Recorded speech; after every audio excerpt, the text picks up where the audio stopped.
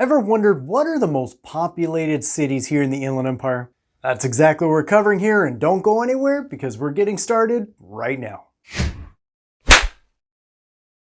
Hi, my name is Jose. I'm a realtor with RE/MAX here in the Inland Empire in Southern California. And well, if this is your first time to the channel, first of all, welcome. Always honored to have you here. In fact, be sure to hit the subscribe button right down over here. And then also be sure to hit the bell too. This way you don't miss any future content where I talk about buying, selling, and of course living here in the Inland Empire. Number 6 on this list of most populated cities here in the Inland Empire is Rancho Cucamonga. The latest census data shows the population of Rancho Cucamonga to be about 176,000 people. Now, Rancho Cucamonga, actually the city has some bragging rights here because they came in ranked number 42 on Money Magazine's Best Places to Live issue. And I mean, a couple of things you could say thank you to for giving them that kind of rating is number one, they're very good low crime ratings, as well as their pretty consistently high scores for their schools. I'm beginning to like Rancho Cucamonga. Also, kind of interesting about the city of Rancho Cucamonga is, well, the city has been named in a few different TV shows and movies, such as the TV show Workaholics, as well as the Friday movie, Friday Part 3, I believe it was. In fact, quick side note, if I'm wrong, do me a favor, correct me in the comments below, but I believe it was Friday Part 3.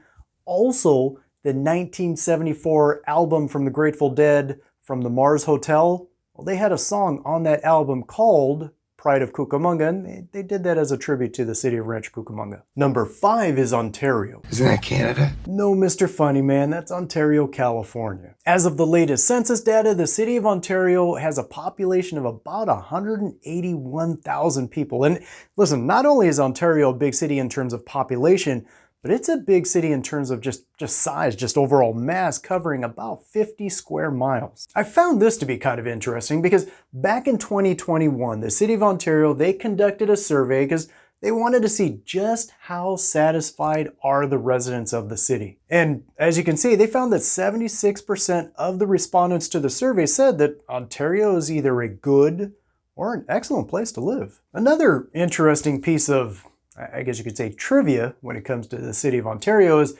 that Canada actually does have quite a bit to do with how the city got its name. Back in 1881, the Chaffee brothers, George and William Chaffee, but they purchased land here, which also included actually a large part of Upland too. Yes, actually, Upland was officially known as North Ontario. That is, up until when they officially broke away and formed their own city known as Upland back in 1906. But the Chaffee brothers, they bought the land. They actually set up a water system that helped bring water down from Mount Baldy to the area, which actually it's what helped attract a number of farmers to the area, really helped get the area booming. In fact, they even built the main road that went right down through the center of the town, today known as Euclid Avenue.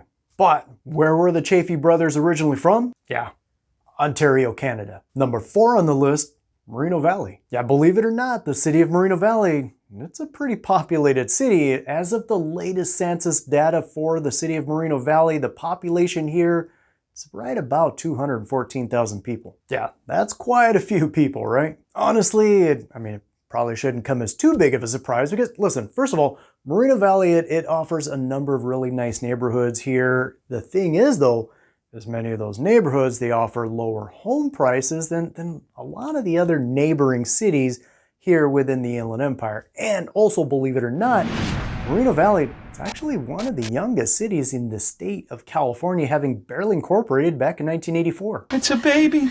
Yeah, if you compare that to number 1 on this list, which we'll get to in just one second, but that city, they incorporated back in 1883. So there's just a little bit of a difference. Number 3 is Fontana. The latest census data for the city of Fontana shows the population here to be about 216,000 people. And in fact, not only is Fontana the 3rd largest city here in the Inland Empire, it's the 21st largest city in the entire state of California and the 110th largest city in the entire country. Today, Fontana, while it's pretty big, there's a lot here, such as, for example, you have the Auto Club Speedway, there's the Historic Center Stage Theater. It wasn't always like that. Listen, first of all, Fontana was originally founded back in 1913. But when it was founded, I mean, it was pretty rural out here. There wasn't much here. There's nothing here. That is until World War II, when Henry J. Kaiser, he built a large steel mill in the area. The same guy that he actually started the Kaiser Permanente hospitals, which is what really helped pull a lot of people here and honestly really got Fontana jump-started. Number 2, San Bernardino. According to the latest census data, the population for the city of San Bernardino currently is about 223,000 people. And not only is San Bernardino large in terms of population, but it's also large in terms of size, covering about 62 square miles. And there's quite a bit of history here in San Bernardino. Of course, there's the first McDonald's restaurant that started back in the 1940s. There's the San Bernardino Symphony Orchestra, which was formed back in 1929. There's the historic Santa Fe Depot, which today is listed on the National Register of Historic Places. San Bernardino is also home to the San Manuel Amphitheater, which is the largest outdoor amphitheater in the country. And number 1 on this list is Riverside. Yeah, according to the latest census data, Riverside is hands down the largest city here in the Inland Empire, with a population of about 322,000 people. In fact, Riverside's the 12th largest city here in the state of California and 59th largest city in the entire country. Riverside's also the oldest city here in the Inland Empire. As I kind of alluded to just a minute ago, the city of Riverside was established back in 1883. That is some history. Little piece of interesting trivia when it comes to Riverside is the city of Riverside is actually the birthplace for the state of California citrus industry. The Riverside is also home to the Mission Inn Hotel, which first of all started out as a quaint little boarding house back in 1876. Today though, the Mission Inn Hotel, it's a huge draw. I mean, celebrities have stayed here, presidents have stayed here. I mean, it's huge.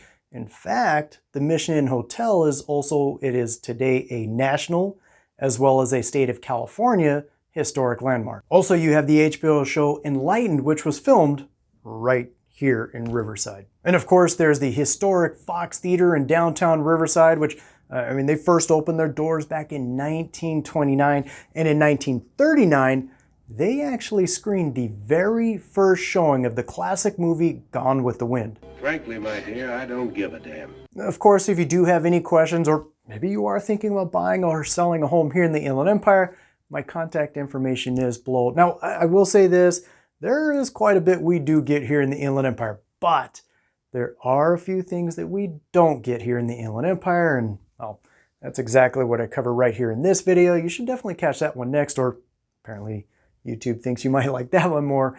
Either way though, feel free to reach out. I'm always here to help.